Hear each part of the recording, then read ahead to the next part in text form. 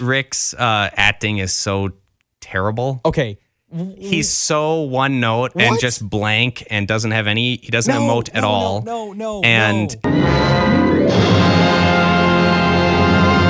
Everybody around him's great. I really like the surrounding people. Elsa's fine, and like you got all these other great characters, but the lead to fall so flat was just a disappointment. This is like one of Humphrey Bogart's greatest performance.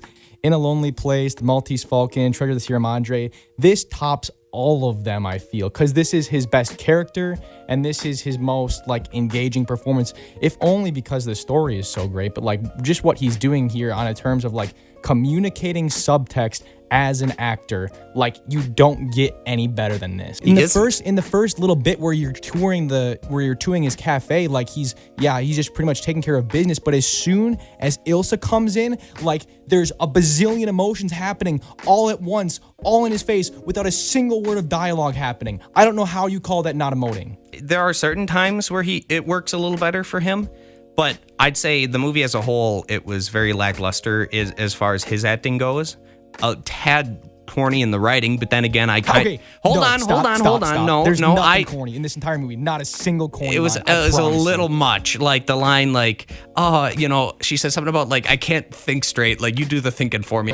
You have to think for both of us. I'm like, what the heck? Because that's the peak of her emotional arc to that point. Because up to this point, she's been trying to say like stay with Laszlo, but then throughout the entire thing, she can't hold back her feelings for Rick, and we see that at that point when she comes in and says, you think for the both of us, you have to think for the both of us. That's where she's basically coming to the point where she has let go of Laszlo and says, okay, I'm going to do whatever you're going to do for me. Which I kind of liked Laszlo as a character more than Rick. I mean, Laszlo, don't get me wrong, Laszlo is an incredible character. I mean, but they're two different types of people for her. Like she's stuck between two different types of men. You've got Laszlo, who's like the patriot and the social kind of climber, and then on the other side of that, you've got Rick. Like she's never gonna forget what they had in Paris, and we'll always have Paris. And the way that he loved her, and she's never felt that with Laszlo. Yeah, like Laszlo's never been that to her, and so she's basically stuck between two different things in the situation of World War II that the situation of World War II has created for her. Like the context doesn't work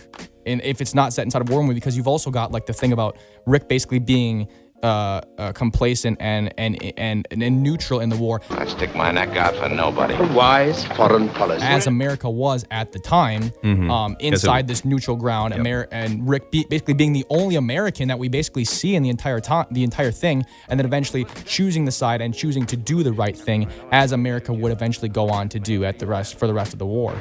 I realize it's not, the worst movie of all time, but I mean, it's just not, and it doesn't do its job of being entertaining. In essence, I think that the job of any movie or play or anything, the number one priority, be entertaining. I don't think that's the sole thing for a movie. Though at times it seems like there's a lot of things going on. It kind of is hard to keep track of who's who and what's.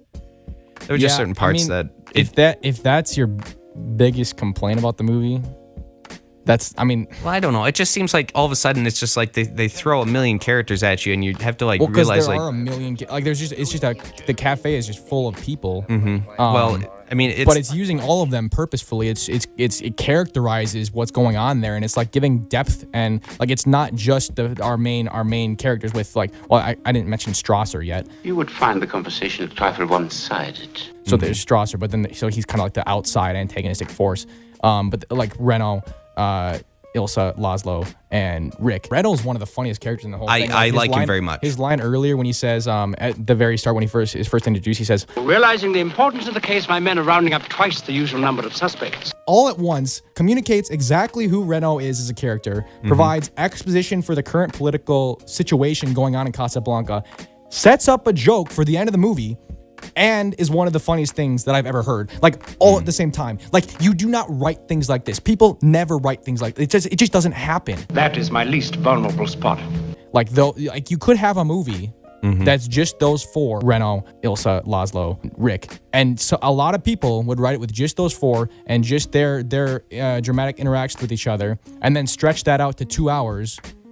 And that would be a really boring movie, because then like it would just be stretched out to the point where it doesn't need to be. But It doesn't take much to see that the problems of three little people don't amount to a hill of beans in this crazy world.